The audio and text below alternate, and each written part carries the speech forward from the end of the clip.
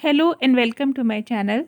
Friends, मैं हूं आपकी दोस्त लता और अपने चैनल सहज जीवन पे आप सबका बहुत स्वागत करती हूं। आज के इस व्लॉग में मैं आपको लेकर के चलूंगी भोपाल सेंटर में सिचुएटेड एक मेडिटेशन सेंटर जो कि रायसन रोड पे सिचुएटेड है। और मैं होप करती हूँ ये व्लॉग आप इंजॉय करेंगे, ग्रीनरी से भरा हुआ। तो चलें फिर। अभी हम अपने घर से जस्ट स्टार्ट करे हैं और आप देख रहे हैं बगल में ही ट्रेन जा रही है।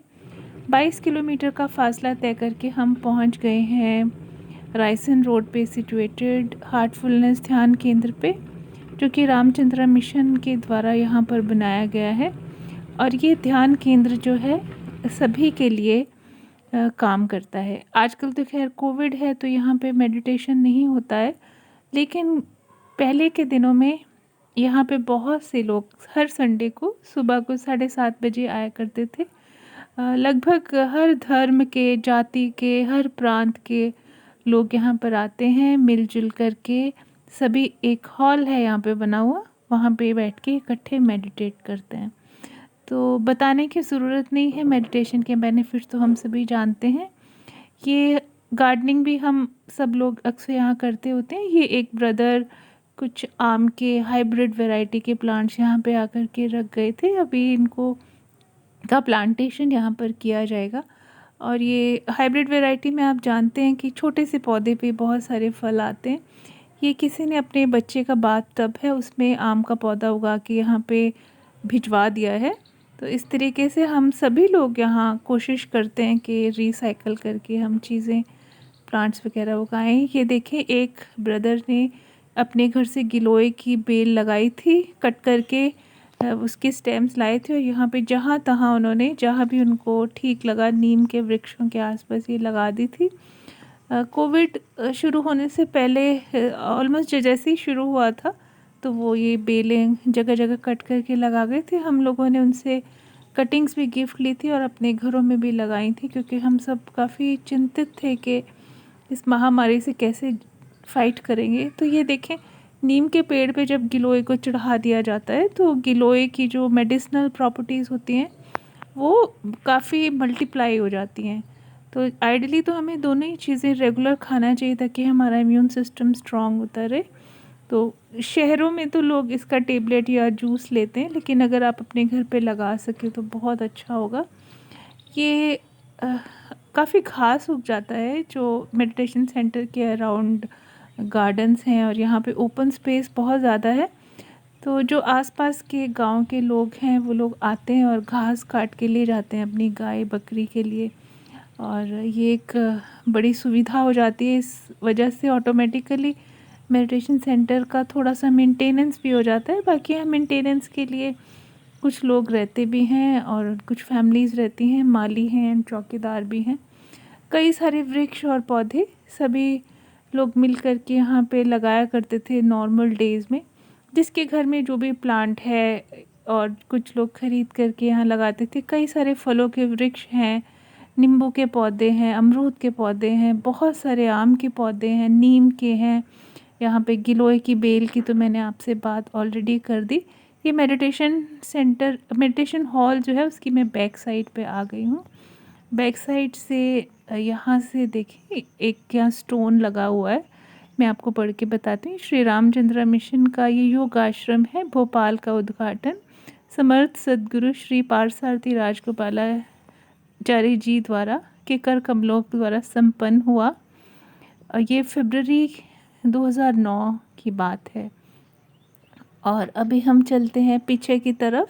यहाँ देखिए दूर तक आपको ये खाली मैदान दिखाई देगा।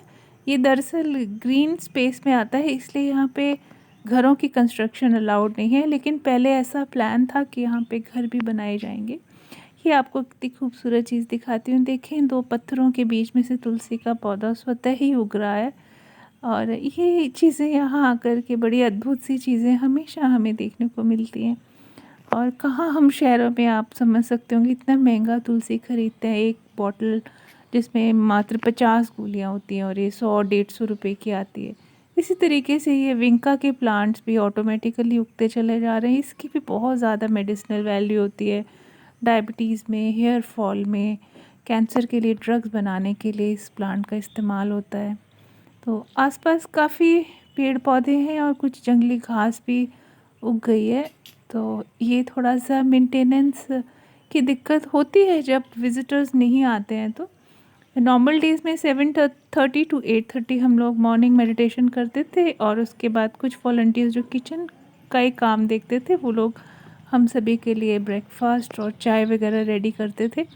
फिर हम नाश्ता करने के बाद कुछ बुक रीडिंग होती थी या मेडिटेशन के कुछ अपने पर्सनल एक्सपीरियंसेस हम लोग हॉल में सभी के सामने शेयर किया करते थे। इसके क्या क्या हमें बेनिफिट्स हो रहे हैं, क्या पर्सनालिटी में चेंजेस आ रही हैं, कैसे हमें हमारे अंदर अडेप्टबिलिटी बढ़ रही है। तो हम सभी यहाँ पे एक एक्सचेंज होता था और जो नए लोग, नए सीकर्स आते थे, उनके कोई सवाल होते थे उनके भी जवाब हम सब लोग दिया करते थे और उनको ट्रेनिंग भी देते थे कि वो कैसे इसको अपने लिए, इसका मेडिटेशन को अपनी सेहत को अच्छा करने के लिए, अपने मानसिक तनाव को दूर करने के लिए कैसे और ज़्यादा इस्तेमाल कर सकते हैं।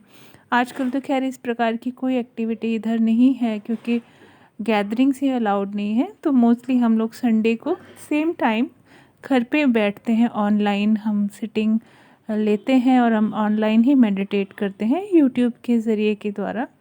मास्टर सिटिंग देते हैं और हम सब लोग उनके साथ मेडिटेट करते हैं, लेकिन इस तरीके से सेंटर में आना नहीं होता है। तो आज हम लोग को इधर कुछ काम था, इसी रोड से निकल रहे थे, रायसन ही जा रहे थे। रायसन एक डिस्ट्रिक्ट है भोपाल के पास ही। तो रास्ते में सोचा कुछ 1 आध घंटा यहाँ बैठेंगे। खाना हम लोग घर से बना के लाए थे तो यहाँ पे हम सभी फैमिली ने खाना भी खाए और मैं थोड़ा अपने प्लांट से मिलने चली आई थी। ये सब बहुत अच्छे से हम सब ने उगाए थे और कई सारे गमलों में बड़े नीटली लगाते थे, लेकिन 1.5-2 साल हो गए तो यहाँ आना नहीं होता है। तो आप देख पा रहे होंगे गमलों में वीड्स भी उगे हुए हैं और कुछ बेचारे प्लांट ऐसे ही नेगलेक्टेड से पड़े हैं, कुछ बड़े लेगी से हो गए हैं, उनकी ट्रिमिंग नहीं हुई है, कुछ गमले भर ही गए हैं। ये देखिए मदर ऑफ थाउजेंड्स का प्लांट का पॉट नज़र ही नहीं आ रहा है और ये कुछ सूख गए हैं पौधे। और ये स्पाइडर प्लांट है, ये भी बेचारा ऐसे ही नेगलेक्टेड सा पड़ा है, इसमें घास भी उग रही है, विंका भी उग रहा है। तो पहले के नॉर्मल डेज़ में ऐसा नहीं होता था, सब प्लांट्स की बड़े अच्छे से हम लोग ट्रिमिंग करते थे। कुछ कटिंग्स हम लोग घर पे भी ले जाते थे और घर से भी कुछ कटिंग्स ले आया करते थे और सब एक्सचेंज करते रहते थे। और जहाँ जिसको जैसे भी कुछ भी काम करना होता था हम सब करते थे और अच्छा लगता था। यहाँ एक ब्रदरहुड और सिस्टरहुड का एक माहौल रहता था, लेकिन अभी ऐसा नहीं है। और मैंने सोचा मैं आप मेरे चैनल पे आए हैं गार्डनिंग का, मेरे काफ़ी सारे सब्सक्राइबर फ्रेंड्स हैं, तो उनको ये एक ग्रीन स्पेस देख कर के भोपाल की अच्छा लगेगा। ये देखिए रोहियो के प्लांट में कितने सारे फ्लावर्स भी आए हुए हैं।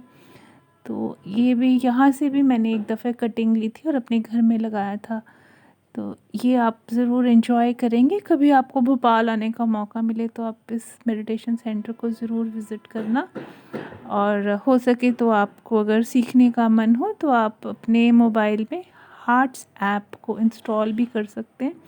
ये देखें पीछे पाम के प्लांट्स हैं और विंका है और ये वाला मेडिटेशन सेंटर का एक और एरिया है।